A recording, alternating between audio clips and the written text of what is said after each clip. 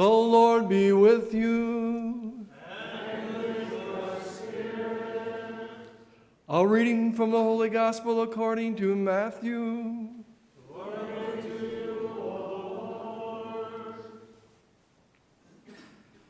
When the Magi had departed, behold, the angel of the Lord appeared to Joseph in a dream and said, "Rise, take the child and his mother, flee to Egypt, and stay there until I tell you. Herod is going to search for the child to destroy him." Joseph rose and took the child and his mother by night and departed for Egypt. He stayed there until the death of Herod, that what the Lord had said through the prophet might be fulfilled. "Out of Egypt I called my son." When Herod had died, behold, the angel of the Lord appeared in a dream to Joseph in Egypt and said, "Rise, take the child and his mother and go to the land of Israel. For those who sought the child's life are dead." He rose, took the child and his mother, and went to the land of Israel.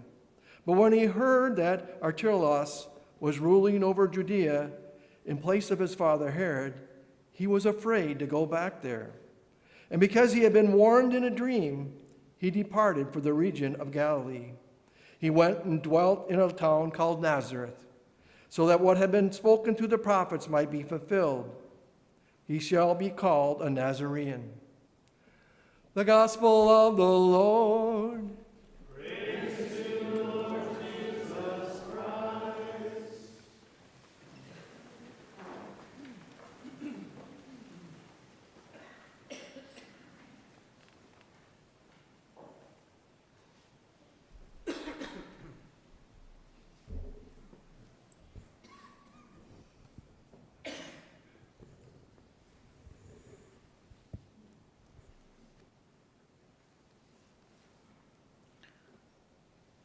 Dear friends in Jesus Christ, on this last weekend of the year, the Church invites us to celebrate the feast of the Holy Family of Jesus, Mary, and Joseph. We come not only to honor the Holy Family of Nazareth, but also to place our own families on the altar of God, asking for His blessings, healings, and strength. This feast is deeply relevant to every one of us because we all belong to families. The family is the first and greatest institution established by God. When families are strong, societies are strong.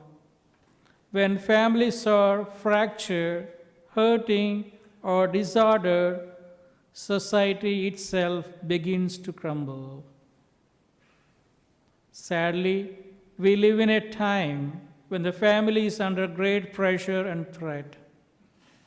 For this reason, the Church places before us the Holy Family, not as an unreachable ideal, but as a real family that faced real struggles.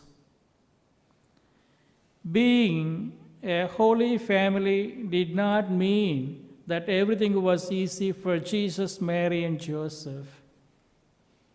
Their life was marked by uncertainty, sacrifice, fear, and pain.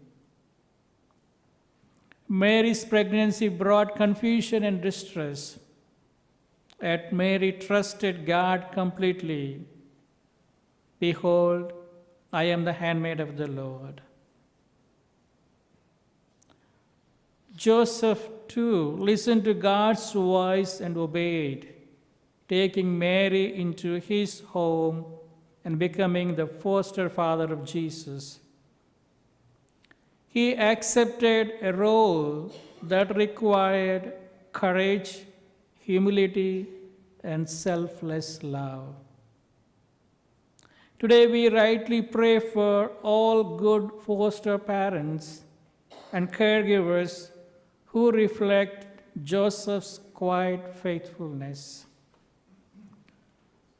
The Holy Family knew hardship from the very beginning.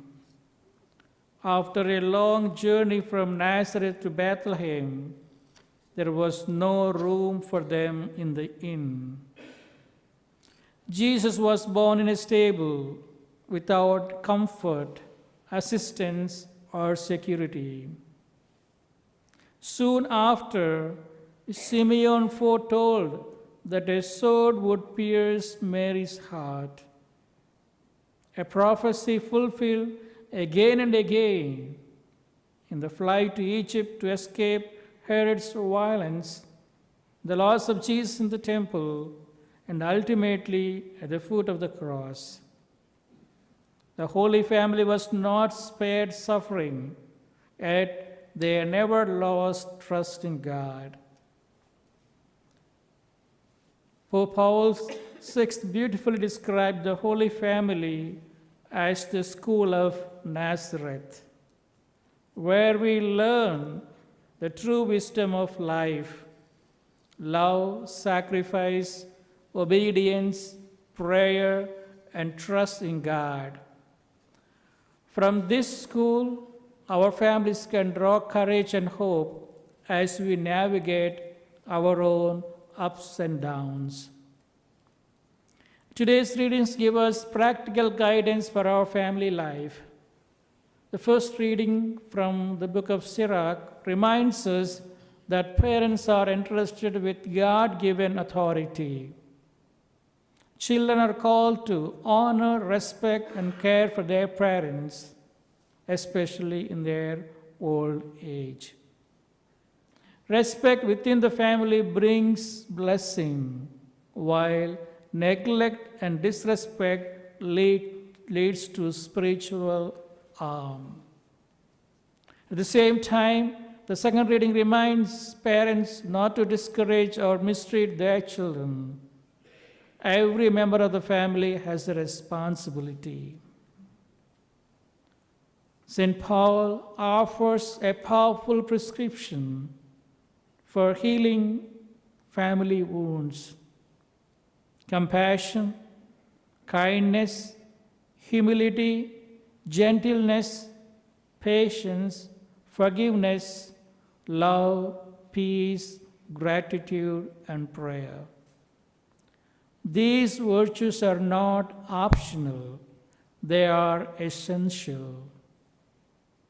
A family that learns to forgive rather than accuse, to listen than to shout, and to pray rather than despair becomes a place where Christ truly dwells.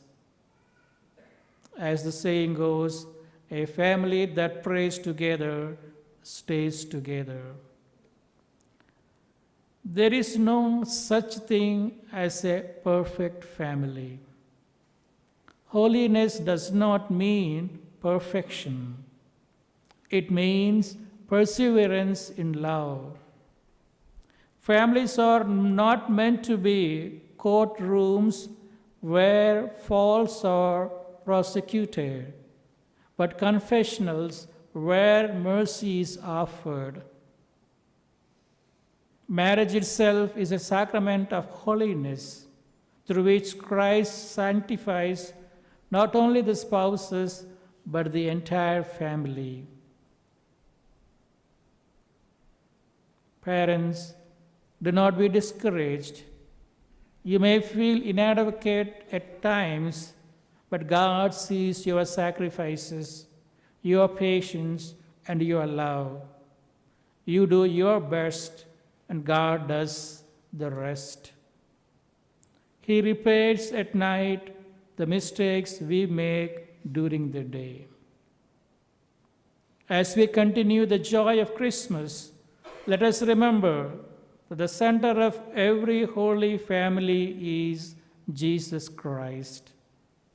When He is at the center, even suffering becomes meaningful, love grows stronger, and hope never fades.